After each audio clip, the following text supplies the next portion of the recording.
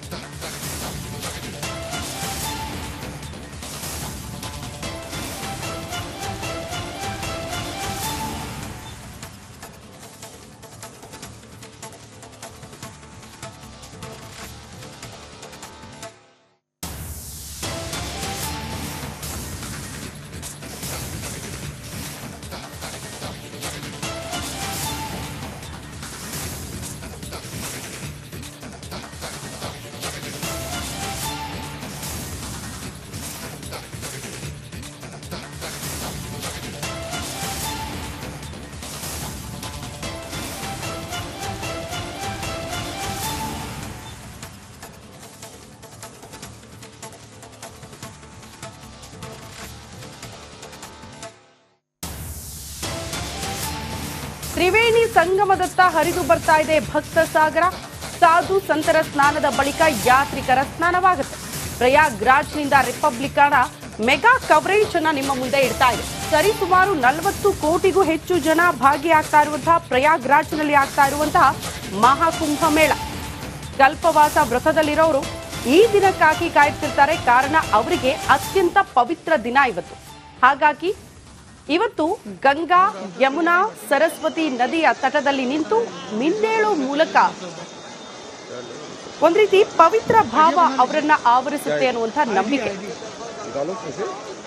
ಪಾಪ ಕರ್ಮಗಳೆಲ್ಲ ತೊಳೆದು ಹೋಗುತ್ತೆ. ಈ ದಿನಕ್ಕೆ ನಾವು ಗಂಗಾ ತಟದಲ್ಲಿ ಅಥವಾ ಗಂಗಾ ನದಿಯಲ್ಲಿ ಮಿಂದೇಳೋ ಮೂಲಕ ಅಂತ ದೃಶ್ಯ ನೋಡ್ತಾ ಇದ್ದೀರಿ ನೀವು. ನಿನ್ನೆಯಿಂದಲೂ ಕೂಡ ರಿಪಬ್ಲಿಕನ ಪ್ರಯಾಗ್ರಾಜ್ನಲ್ಲಿ ಕುಂಭದ ಸಂಭ್ರಮ ಜೊತೆಗೆ ಅಲ್ಲಿನ ಜನರ ಸಂಭ್ರಮ ಯಾವ ರೀತಿ ಇದೆ ಅನ್ನೋದನ್ನ ಆ ದೃಶ್ಯಗಳನ್ನ ನಿಮ್ಮ ಮುಂದೆ ಇಡ್ತಾ ಇದ್ದೀವಿ. ಎಷ್ಟು ದೊಡ್ಡ ಸಂಭ್ರಮ. 144 ವರ್ಷಗಳ ಬಳಿಕ ಆಗ್ತಾ ಇರುವಂತಹ ಮಹಾಕುಂಭ ಮೇಳ. 144 ವರ್ಷಕ್ಕೊಮ್ಮೆ ಆಗುವಂತಹ ಮಹಾಕುಂಭ ಮೇಳ 6 ವರ್ಷಕ್ಕೊಂದ್ಸರಿ ಆಗುತ್ತೆ, 12 ವರ್ಷಕ್ಕೊಂದ್ಸರಿ ಆಗುತ್ತೆ, 144 ವರ್ಷಕ್ಕೊಮ್ಮೆ ಆಗುತ್ತೆ. ಇದು 144 ವರ್ಷಕ್ಕೊಮ್ಮೆ ಆಗ್ತಾ ಇರುವಂತಹ ಮಹಾಕುಂಭ ಮೇಳ. ಈ ಕ್ಷಣಕ್ಕೆ ನಾವೆಲ್ಲ ಸಾಕ್ಷಿ ಆಗ್ತಾ ಇದ್ದೀವಿ ಅನ್ನೋದು ಬಹಳ ಹೆಮ್ಮೆ. ನೋಡಿ, ಡ್ರೋನ್ ಕಣ್ಣಲ್ಲಿ ಸೆರೆಯಾಗಿರುವಂತಹ ದೃಶ್ಯ ಎತ್ತ ಕಣ್ಣು ಹಾಯಿಸಿದ್ರು ಕೂಡ ನಿಮಗೆ ಒಂದು ರೀತಿ ಧಾರ್ಮಿಕ ಉತ್ಸವದ ಕ್ಷಣಗಳು. ಎತ್ತ ಕಣ್ಣು ಹಾಯಿಸಿದ್ರು ಕೂಡ ಜನಜಂಗುಳಿ, ಭಕ್ತಾದಿಗಳು, ಸಾಧು ಸಂತರು ಇವರೇ ನೋಡೋದಕ್ಕೆ ಸಿಗ್ತಾರೆ. ಈ ದೃಶ್ಯಗಳನ್ನ ಗಮನಿಸ್ತಾ ಹೋದ್ರೆ ಅರ್ಥ ಆಗುತ್ತೆ ನಿಮಗೆ ಎಷ್ಟು ದೊಡ್ಡ ಧಾರ್ಮಿಕ ಉತ್ಸವ ಅಂತ.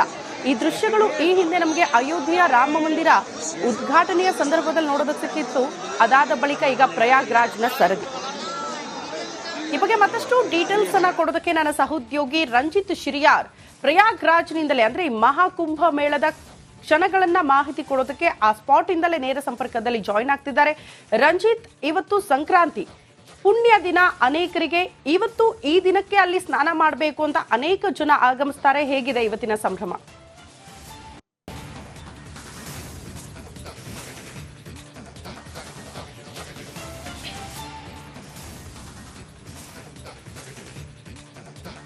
ಖಂಡಿತವಾಗ್ಲೂ ಕೂಡ ಶ್ರುತಿ, ಮಕರ ಸಂಕ್ರಾಂತಿ ಹಬ್ಬದ ಹಾರ್ದಿಕ ಶುಭಾಶಯಗಳು ನಿಮಗೆ. ನೋಡಿ, ಪ್ರಯಾಗ್ರಾಜ್ನಲ್ಲಿ ಮಕರ ಸಂಕ್ರಾಂತಿಯ ಈ ಶಾಹಿ ಸ್ನಾನದ ಮೊದಲ ದಿನ. ನಿನ್ನೆ ಮಹಾಕುಂಭಮೇಳ ಆರಂಭ ಆದ್ರೂ ಕೂಡ ಇವತ್ತು ಶಾಹಿ ಸ್ನಾನದೊಂದಿಗೆ ಪುಣ್ಯದ ಸ್ನಾನ, ಶಾಹಿ ಸ್ನಾನ. ನೀವಾಗ್ಲೇ ಹೇಳ್ತಾ ಇದ್ರಿ, ಕಲ್ಪವಾಸ ವ್ರತವನ್ನ ಮಾಡಿ ಬರುವಂತಹ ಯಾತ್ರಿಕರು, ಜನರೇನಿದ್ದಾರೆ ಅವರು ಟೆಂಟ್ಗಳಲ್ಲಿ ಇರ್ತಾರೆ. ಲೌಕಿಕ ಜೀವನಗಳೆಲ್ಲದರಿಂದಲೂ ಕೂಡ ವಿಮುಕ್ತರಾಗಿ ಅವರು ಈ ಕಲ್ಪವಾಸ ವ್ರತವನ್ನ ಮಾಡ್ತಾರೆ. ಪುಣ್ಯವಾದಂಥ ಪುಷ್ಯ ಹುಣ್ಣಿಮೆಯಿಂದ ಆರಂಭವಾಗಿ ಅವರ ಕಲ್ಪವ್ರತ ಮಾಘ ಪೌರ್ಣಿಮೆಯವರೆಗೂ ಕೂಡ ನಡೆಯುತ್ತೆ. ಸೂರ್ಯೋದಯಕ್ಕಿಂತ ಮುಂಚೆ ಬಂದು ಸ್ನಾನ ಮಾಡ್ತಾರೆ. ಆ ನಂತರ ಸಾಧು ಸಂತರು, ಹಾಗೆ ಸನ್ಯಾಸಿಗಳು, ಮಹರ್ಷಿಗಳು, ತಪಸ್ವಿಗಳು ಅವರೆಲ್ಲರಿಂದ ಅವ್ರ ಜೊತೆಗೆ ಅವ್ರು ಇರ್ತಾರೆ. ನೋಡಿ, ಇವತ್ತು ಅವರಿಗೆ ಬಹಳ ಪಾವಿತ್ರ್ಯವಾದಂಥ ದಿನ. ಯಾಕಂತ ಹೇಳಿದ್ರೆ ಈ ಸಂಗಮದ ಇದು ಯಮುನಾ ನದಿ. ಯಮುನಾ, ಗಂಗಾ ಮತ್ತೆ ಅಂತರ್ಗಾಮಿಯಾಗಿ ಸರಸ್ವತಿ ನದಿ ಸಂಧಿಸುವಂತ ಸಂಗಮದ ಜಾಗ ಪವಿತ್ರವಾದ ಸ್ನಾನ ಮಾಡಿದ್ರೆ ಅವರ ಪಾಪ ಕರ್ಮಗಳೆಲ್ಲವೂ ಕೂಡ ಮುಕ್ತಿಯಾಗುತ್ತೆ ಅಥವಾ ಕರ್ಮಗಳು ತೊಳೆಯುತ್ತೆ ಅನ್ನುವ ಒಂದು ವಿಚಾರ ಇದೆ. ಹೀಗಾಗಿ ಬೆಳಿಗ್ಗೆ 3 ಗಂಟೆ ಸುಮಾರಿಗೆ ಸಾಧು ಸಂತರು, ನಾಗಸಾಧುಗಳ ಆದಿಯಾಗಿ ಸಾಧು ಸಂತರ ಸ್ನಾನ ಇದೇ ಸಂಗಮದಲ್ಲಿ ಆಗಿದೆ. ಈಗ ಜನಸಾಮಾನ್ಯರು ಅಂದ್ರೆ ಯಾರ್ಯಾರು ಯಾತ್ರಿಕರು, ಯಾರ್ಯಾರು ವ್ರತದಲ್ಲಿದ್ದಾರೆ, ಯಾರ್ಯಾರು ಬೇರೆ ಬೇರೆ ಕಡೆಗಳಿಂದ ಬಂದಿದ್ದಾರೆ, ಅವರ ಸ್ನಾನಕ್ಕೆ ಈ ಸಂಗಮ ಈಗ ತೆರೆದುಕೊಳ್ತಾ ಇದೆ. ದೀಪಗಳನ್ನ ಹಚ್ಚಿದ್ದಾರೆ. ಈ ಯಮುನಾ ತಾಯಿಗೆ ಅಥವಾ ಸಂಗಮದ ಪುಣ್ಯ ನೀರಿಗೆ ದೀಪವನ್ನ ಹಚ್ಚಿ, ಹೂವನ್ನ ಹಾಕಿ, ಆ ಮೂಲಕ ದೋಣಿಯಲ್ಲಿ ಪೂಜೆಯನ್ನ ಮಾಡಿ, ಪುಣ್ಯ ಪೂಜೆಯನ್ನ ಮಾಡಿ ಆ ನಂತರ ಇಲ್ಲಿ ಸ್ನಾನವನ್ನು ಮಾಡ್ತಾರೆ.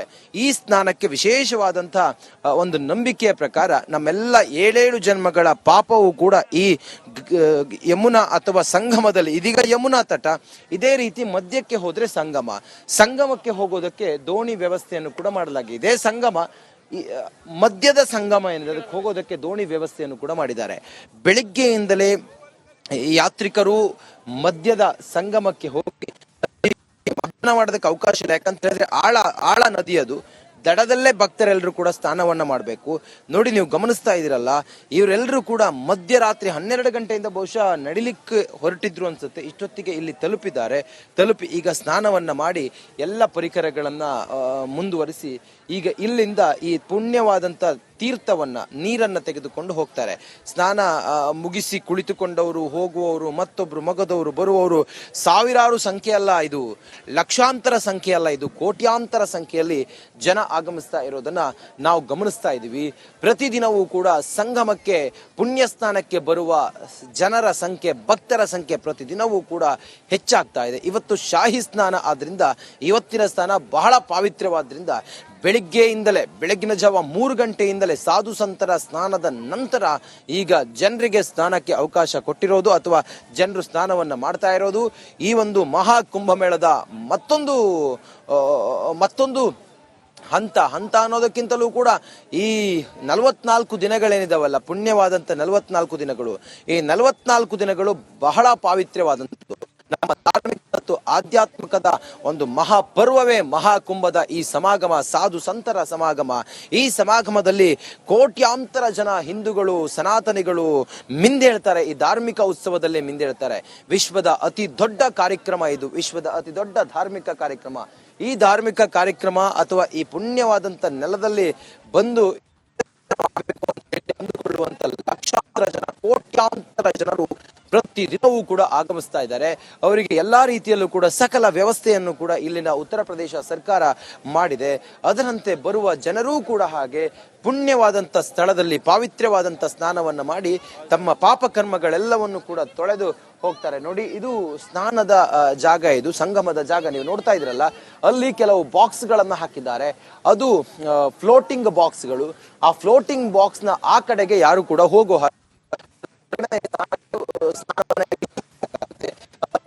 ಓಕೆ ರಂಜಿತ್, ಧನ್ಯವಾದಗಳು ರಂಜಿತ್ ತಮ್ಮೆಲ್ಲ ಮಾಹಿತಿಗೆ. ಇದು ಪ್ರಯಾಗ್ರಾಜ್ನ ಮಹಾಕುಂಭಮೇಳದ ಸಂಭ್ರಮ.